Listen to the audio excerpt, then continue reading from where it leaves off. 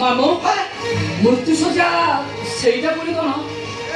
ଭଗବାନଙ୍କ ପାଇଁ ଆଉ ଗୋଟାଏ ଲୋକ ଶବର ଅଭିନୟ କରିବ। ପକାଇରେ ସେଇ ଶ୍ମଶାନ ଘାଟ ପର୍ଯ୍ୟନ୍ତ ଯିବ। ସେଇଠାରେ ବିଧି ମୁତାବକ ସବୁ କାର୍ଯ୍ୟ କରାଯିବ। ମୋ ମୁଣ୍ଡ ତ କିଛି କାମ ଦଉନି। ଆପଣ ଗୋଟେ ଝିଅଟା ଲୋକକୁ ଥାଉ ଥାଉ ଯାଉଥିଲେ ନା ପକାଇରେ ସେଇ ଶ୍ମଶାନ ଘାଟ ପର୍ଯ୍ୟନ୍ତ ଯିବ।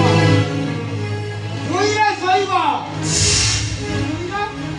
ସଂଯୋଗ କରାଯିବ ନାହିଁ। ସେଇଠାରୁ ଲୋକଟି ଏକ ମୁହାଁ ହୋଇ ବହୁ ଦୂର ଚାଲିଯିବ। ମାମୁଁ ନା ତା ଛାଇ ତା ପରିବାର ଉପରେ ପଡ଼ିବ ନା ମୋ ପରିବାର ଉପରେ। ଇଏ ବି ପାଗଳ ମାମୁଁ, ମୁଁ କିଛି ବୁଝିପାରୁନି। କାହାକୁ ଏ ଦୁର୍ବୁଦ୍ଧି ଜୁଟୁଛି ସେ ଜି ଥାଉ ଥାଉ ମଶାଣିକି ଯିବ। ମୋର ବି ସେଇ ଚିନ୍ତା।